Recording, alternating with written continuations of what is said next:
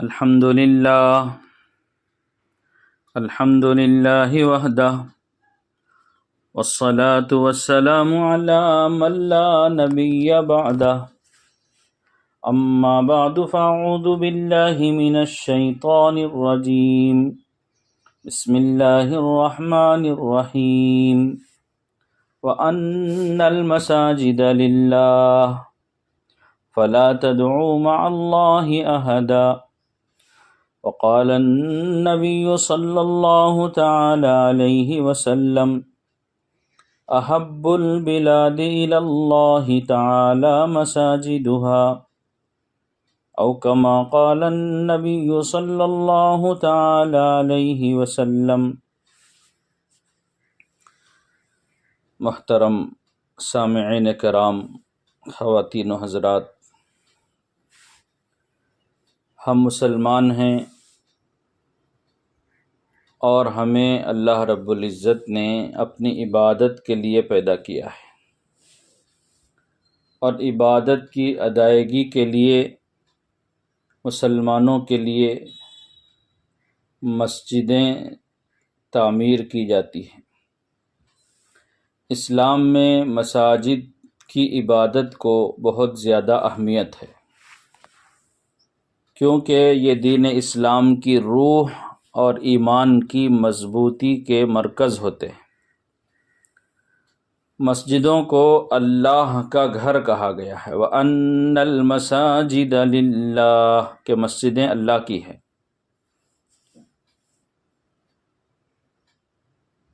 اور یہاں نماز کی ادائیگی کو زیادہ ثواب اور برکت کا ذریعہ بتایا گیا ہے۔ مسجد مسلمانوں کے روحانی اور سماجی زندگی میں مرکزی حیثیت رکھتی ہے۔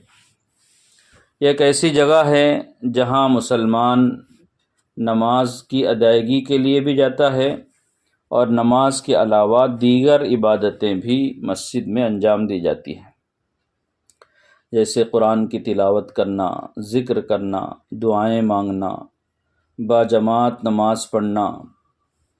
یہ سب عبادتیں ہیں جو مسلمان مسجدوں میں ادا کرتے ہیں۔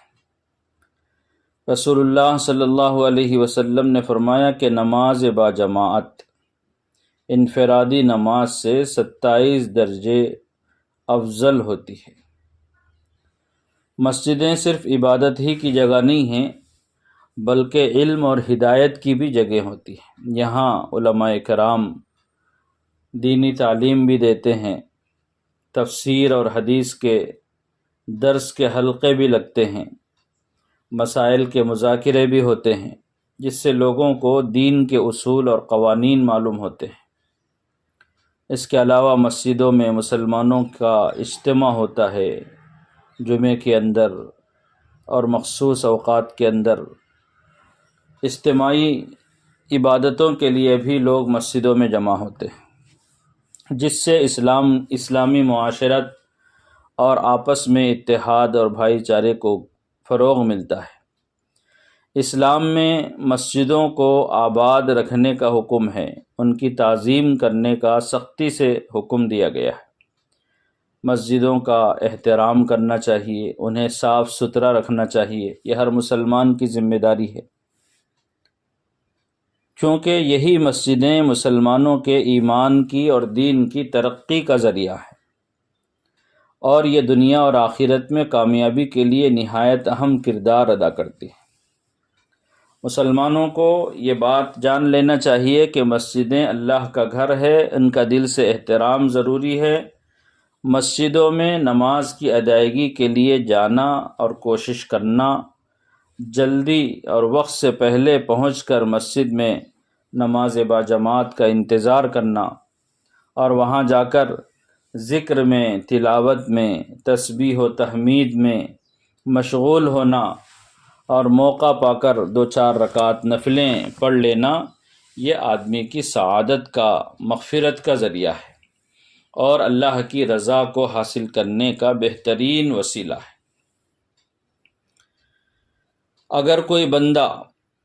اگر کوئی آدمی مسجدوں میں جلدی جا کر عبادتوں کا اور ذکر و تلاوت کا اہتمام کرتا ہے تو یہ اس بات کی دلیل ہے کہ اس کے دل میں اللہ کی عبادت اور نماز کی بڑی اہمیت ہے۔ اس کا دل نماز سے، مسجد سے وابستہ ہے، اور اس کو اللہ کے رسول صلی اللہ علیہ وسلم کے فرمان کا بڑا اہتمام ہے، جس میں نمازوں کے لیے مسجد میں جلدی جانے کی فضیلت کو بیان کیا گیا ہے۔ نبی عربی محمد الرسول اللہ صلی اللہ علیہ وسلم کا ارشاد ہے کہ اگر تمہیں یہ بتا دیا جاتا کہ مسجد میں نماز کے لیے جلدی جانے میں کتنا زیادہ ثواب ہے اور کتنا اجر تمہیں ملے گا تو تم اسے حاصل کرنے کے لیے جلدی جانے میں آپس میں ایک دوسرے سے مقابلہ آرائی کرتے۔ تو اس حدیث میں اتنی بات تو صاف بتا دی گئی کہ مسجد میں جلدی جانے کی شریعت میں بہت زیادہ فضیلت ہے، بڑا ثواب ہے۔ اس ثواب کو اللہ نے مصلحت کے پیش نظر مخفی رکھا ہے، چھپا کر رکھ دیا ہے۔ تو بندے مومن کی اخلاقی ذمہ داری، دینی ذمہ داری یہ ہے کہ وہ اپنے مولا کی ہزاروں نعمتوں کو یاد کرنے اور ان کا شکریہ ادا کرنے کے لیے دن بھر کی صرف 5 نمازوں میں مسجد میں جلدی جا کر شکر گزاری کا فریضہ انجام دے اور زیادہ سے زیادہ ثواب بھی حاصل کرے۔ مسجد میں جلدی جا کر باجماعت نماز کا انتظار کرنے میں بھی بڑی فضیلت ہے۔ مسجد میں نماز کی ادائیگی کے لیے جلدی جانے والا اپنے آپ کو ان پاکیزہ نفوس کی جماعت میں شامل کروا لیتا ہے جس کو اللہ تعالیٰ محشر کی تپش سے اور ناقابل برداشت گرمی سے حفاظت فرما کر اپنے مخصوص عرش کے سائے میں جگا دیں گے۔ چنانچہ حضور اکرم صلی اللہ علیہ وسلم نے 7 خوش نصیبوں کے بارے میں فرمایا کہ ان کو اللہ کے عرش کا سایہ ملے گا جس دن کوئی سایہ نہیں ہوگا۔ ایسی نازک گھڑی میں 7 لوگوں کو اپنے مخصوص سائے میں اللہ تعالیٰ جگہ مرحمت فرمائیں گے۔ ان میں سے ایک خوش نصیب وہ بھی ہے رجل قلبہ معلق بالمساجد، کہ وہ خوش نصیب آدمی جس کا دل مسجد میں اٹکا رہے، ہر دم مسجد میں لگا رہے۔ عبادتوں کی طرف آگے بڑھنا، مسابقت اختیار کرنا، یہ عبادتوں میں روحانی لذت کا سبب ہے، اور اس سے انسان کو دنیا میں بھی حیات طیبہ ملتی ہے۔ ایک مسلمان کو چاہیے کہ وہ اپنے اوقات کو فارغ کر کے اول وقت میں مسجد میں حاضری دے۔ نبی رحمت صلی اللہ علیہ وسلم نے ایک حدیث میں ارشاد فرمایا، کیا میں تم کو ایسا گر نہ بتاؤں کہ جس سے اللہ تعالیٰ گناہوں کو معاف فرما دیں اور جنت میں بلند درجے عطا فرمائیں؟ صحابہ نے عرض کیا، رسول اللہ کیوں نہیں، ضرور بتائیں۔ اللہ کے رسول صلی اللہ علیہ وسلم نے فرمایا کہ وہ گر یہ ہے کہ طبیعت کے نہ چاہتے ہوئے بھی اچھی طرح وضو کرنا۔ سردی ہے، پانی ٹھنڈا ہے، موسم جاڑے کا ہے، طبیعت وضو کو نہیں چاہ رہی ہے، لیکن آدمی شریعت کا حکم سمجھ کر، اللہ کا حکم سمجھ کر مکمل وضو کرتا ہے تو اس کو یہ ثواب ملے گا۔ اسی طرح فرمایا کہ مسجد میں نماز کے لیے کثرت سے آنا جانا، اور تیسری چیز فرمایا نماز کا انتظار کرنا، کہ یہ سب عزم اور ہمت کے کام ہیں۔ وضو کو مکمل کرنا طبیعت کے نہ چاہتے ہوئے بھی، اور مسجدوں میں نماز کے لیے کثرت سے آنا جانا، اور وقت سے پہلے مسجد میں پہنچ کر نماز کا انتظار کرنا، یہ سب عزم و ہمت کے کام ہیں جس سے اللہ گناہوں کو معاف فرما دیتے ہیں۔ ایک حدیث میں فرمایا گیا کہ جو بھی بندہ نماز اور ذکر کے لیے مسجد میں آ کر پڑ جائے تو اللہ تعالیٰ اس کا اسی طرح استقبال کرتے ہیں، خیال فرماتے ہیں جس طرح کوئی پردیسی آدمی اپنے گھر کو لوٹتا ہے تو اس کے گھر والے اس کا استقبال کرتے ہیں، اس کی عزت اور قدر کرتے ہیں۔ تو ایک مسلمان کو چاہیے کہ اگر زیادہ پہلے نہیں جا سکتا تو کم سے کم جماعت سے اتنا پہلے تو ضرور مسجد میں حاضر ہو ہی جانا چاہیے، جتنے میں کچھ وقت نماز کے انتظار کا بھی اسے مل جائے۔ اور تحیۃ المسجد، تحیۃ الوضو، سنت مؤکدہ یا غیر مؤکدہ کی 2-4 رکعتیں آسانی سے ادا کرنے کا موقع مل سکے۔ ہم اپنے گریبانوں میں منہ ڈال کے دیکھیں کہ اپنی دنیاوی اغراض کے لیے، مقاصد کے لیے کہاں کہاں ہم کتنا پہلے پہنچ جاتے ہیں تاکہ اپنے مقصد کے حصول میں آسانی ہو۔ لیکن افسوس یہ ہے، ستم ظریفی یہ ہے کہ ہم اپنے خالق اور مالک، اپنے آقا اور خدا، اپنے معبود و پروردگار کے گھر جا کر تھوڑا سا بھی وقت گزارنا نہیں چاہتے، اور وقت سے پہلے وہاں پہنچنا بے سود سمجھتے ہیں۔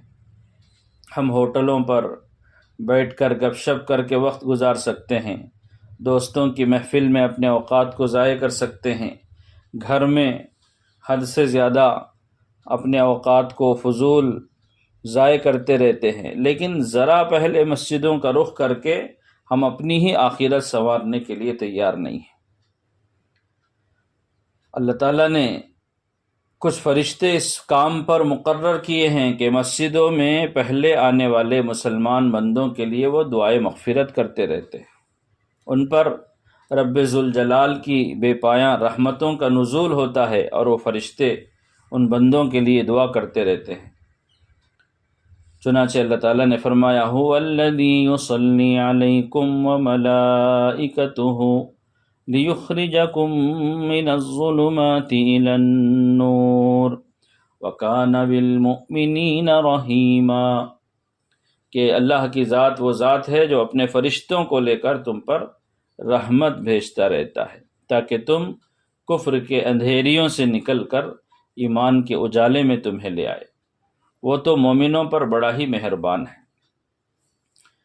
روایت میں آتا ہے کہ جب مسجد میں آؤ اور جماعت کھڑی ہو رہی ہو تب بھی مسجد میں دوڑ کر جلدی جلدی بھاگ کر مت جاؤ، سکون اور وقار اور اطمینان کو لازم پکڑ لو، سکون سے آ کر جماعت میں شامل ہو جاؤ، جتنی رکعتیں امام کے ساتھ ملیں امام کے پیچھے پڑھ لو اس کی اقتداء میں، اور پھر بقیہ رکعتیں، چھوٹی ہوئی رکعتیں الگ سے امام کے سلام پھیرنے کے بعد کھڑے ہو کر پوری کر لو۔ تو شریعت میں اطمینان اور سکون کو اور وقار کو اتنا پسند کیا گیا کہ جماعت کھڑی ہو چکی ہو تب بھی دوڑ بھاگ کرنے سے اور بے وقاری اور بے سکونی کے ساتھ مسجد میں جانے سے منع کیا گیا۔ ہم اپنے اعمال کا جائزہ لیں کہ آج کل ہم نام نہاد مسلمانوں کا حال کتنا ابتر ہو چکا ہے۔ پہلے تو اسی کا رونا ہے کہ ہمارے قوم کے مرد اور نوجوان اور بوڑھے مسجد کی ادائیگی کے لیے، نماز کی ادائیگی کے لیے مسجد میں آتے ہی نہیں ہیں، نماز ہی چھوڑ بیٹھے ہیں۔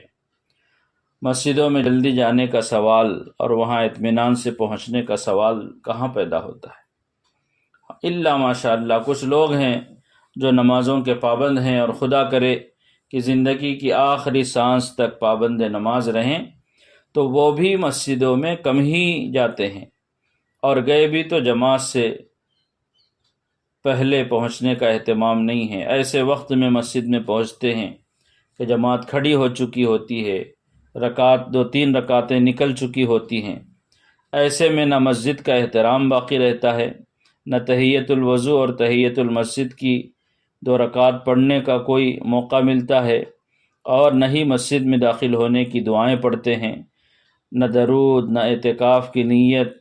جلد بازی میں ان تمام چیزوں کا کیسے اہتمام ہو سکتا ہے، جبکہ یہ سب اتنی نیکیوں والے اعمال ہیں کہ آدمی ذرا سی توجہ سے آخرت کے اعتبار سے نیکیوں کا، ثواب کا ایک بڑا ذخیرہ اپنے لیے جمع کر سکتا ہے۔ اور پھر حدیث شریف میں پہلی صف میں نماز پڑھنے کی بڑی فضیلت آئی ہے کہ پہلی صف فرشتوں کی صف جیسی ہے، اور اللہ تعالیٰ پہلی صف والوں پر رحمتیں نازل فرماتے ہیں، اور نبی رحمت صلی اللہ علیہ وسلم نے بھی مغفرت اور رحمت کی دعائیں صف اول والوں کے لیے کی ہیں۔ تو آخر یہ سب فضیلتیں کیسے حاصل ہو سکتی ہیں اور کون حاصل کرے، جبکہ ہم مسجدوں میں اول وقت پہنچنا ہی نہیں چاہتے؟ ظاہر ہے کہ مسجد میں جماعت سے پہلے، اذان سے پہلے پہنچنے والا ہی یہ سارے کام اطمینان سے ادا کر سکتا ہے اور ان کا ثواب اور نیکیاں اپنے اعمال کے ذخیرے میں جمع کر سکتا ہے۔ صف اول میں بیٹھنا، مسجدوں میں جلدی پہنچنا، ان سب فضائل کا مستحق وہ اپنے آپ کو بنا سکتا ہے۔ صف اول میں شامل ہونے کی فضیلت میں اللہ کے نبی صلی اللہ علیہ وسلم نے ایک جگہ فرمایا، ان اللہ و ملائکتہ یصلون علی میامن الصفوف، یقیناً اللہ اور اس کے مقدس فرشتے صفوں میں امام کی دائیں جانب کھڑے ہونے والوں پر رحمت کاملہ بھیجتے ہیں۔ ہر مومن بندہ یہ چاہتا ہے کہ اللہ کا کرم مجھ پر ہو، لیکن اللہ تو اپنی طرف سے کرم فرمانا چاہتے ہیں، مائل بکرم ہیں، لیکن کوئی اپنے آپ کو سائل بنا کر تو کھڑا کرے، پہلی صف میں کھڑا ہو کر اللہ سے اس کا کرم مانگے، تو وہ دینے کے لیے تیار ہے۔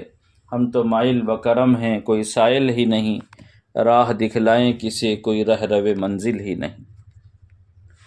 آدمی کو چاہیے کہ اول وقت میں مسجد میں پہنچنے کی عادت ڈالے تو نیکیاں خوب حاصل کرنے کا موقع ملے گا۔ مثلاً اذان اور اقامت کے درمیان دعا قبول ہوتی ہے۔ رحمت کے پیکر پیغمبر آخری الزماں نے اس بات کی ہدایت فرمائی کہ امت کے افراد کو معلوم ہونا چاہیے کہ اذان اور اقامت کے درمیان جو وقت ہوتا ہے اس میں خدا سے دعا مانگنے سے دعا ضرور قبول ہوتی ہے۔ الدعاء بین الاذان والاقامہ لا یرد فادعوا، کہ اذان و اقامت کے درمیان کی دعائیں رد نہیں ہوتی، لہٰذا اس وقت میں خوب مانگا کرو۔ اتنی مقبول گھڑی آخر کس کو میسر ہوگی؟ ہم ایسے گھڑیوں کو چائے خانوں میں، نجی اور بے تکلف مجلسوں میں، بے وفا یاروں اور دوستوں کی محفلوں میں ضائع کر دیتے ہیں۔ حدیث شریف میں اقامت سے پہلے نماز پڑھنے کا بھی ذکر آیا ہے کہ اذان کے بعد وقتیہ جو سنتیں ہیں، نفلیں ہیں، یا تحیۃ المسجد، تحیۃ الوضو وغیرہ ہے، کچھ نہ کچھ نماز پڑھ کر اللہ تعالیٰ کا قرب حاصل کرنا چاہیے۔ بین کل اذانین صلاۃ، فرمایا کہ ہر اذان اور تکبیر کے درمیان ایک نماز ہے۔ نیز مسجد میں جلدی جانے سے ایک ثواب یہ بھی ملتا ہے کہ جب مؤذن تکبیر کہتا ہے تو بندہ مومن چونکہ اس کی تکبیر کے وقت موجود رہتا ہے تو اس کا جواب دینے کا بھی موقع ملتا ہے، جو بڑے ثواب کا کام ہے۔ اللہ کے رسول صلی اللہ علیہ وسلم نے فرمایا کہ جب تم اذان سنو تو اذان کا جواب دو اور وہی کلمات دہراؤ جو مؤذن کہہ رہا ہے۔ اسی طرح جب مؤذن تکبیر کہے، اقامت کہے، تو اس وقت میں بھی اس کا جواب دینا چاہیے۔ حضرت معاذ جوہنی رضی اللہ تعالیٰ عنہ سے مروی ہے، اذا سمعتم المنادی یصوب بالصلاۃ فقولوا مثل ما یقول، کہ جب منادی کو اذان اور تکبیر کے ذریعے نماز کے لیے بلاتا ہوا تم سنو تو اس کا جواب دو، اس کے کلمات دہراؤ۔ حی علی الصلاۃ اور حی علی الفلاح کے وقت میں لا حول ولا قوت الا باللہ کہا جائے، اور قد قامت الصلاۃ کے جواب میں اقامہ اللہ و ادامہ کہا جائے۔ بقیہ جو کلمات مؤذن کہہ رہا ہے وہی کلمات آدمی کو دہرانا چاہیے۔ مسجد میں جلدی پہنچے گا تو اذان سنے گا، اقامت سنے گا، اس کا جواب دینے کا موقع ملے گا۔ تکبیر تحریمہ کی بڑی فضیلت ہے، تکبیر تحریمہ کے ساتھ نماز میں شامل ہو سکے گا۔ حضور صلی اللہ علیہ وسلم کا ارشاد ہے کہ جو بندہ 40 دن تک تکبیر تحریمہ کے ساتھ باجماعت نماز کی پابندی کر لے، اللہ اس کو 2 براتیں عطا فرماتے ہیں، ایک تو آگ سے بری ہے اور دوسرے وہ نفاق سے بری ہے۔ ذرا غور تو کریں کہ کتنی بڑی فضیلتیں ہیں۔ اور اسی طرح جب پہلی رکعت میں شامل رہے گا، امام غیر المغضوب علیہم ولا الضالین کہے گا تو اس وقت حکم ہے کہ تم آمین کہو۔ فرشتے بھی اس وقت آمین کہتے ہیں، جس کی آمین فرشتوں کے آمین کے ساتھ مل جاتی ہے اس کے پچھلے تمام گناہ معاف کر دیے جاتے ہیں۔ اور یہودیوں کو اتنا تم سے کسی چیز پر رشک نہیں آتا جتنا ان کو تم سے سلام اور آمین پر رشک آتا ہے۔ تو یہ سارے فضائل آدمی کو اس وقت میں حاصل ہو سکتے ہیں جب کہ وہ مسجد میں جلدی پہنچے اور اطمینان سے وہاں ان عبادتوں کو ادا کرے۔ جتنی جلدی نماز میں جا سکے اتنا زیادہ وہ ان فضیلتوں کو حاصل کر سکے گا۔ اللہ سے دعا ہے کہ ہمیں ان باتوں پر عمل کی توفیق عطا فرمائے۔ وآخر دعوانا ان الحمد للہ رب العالمین۔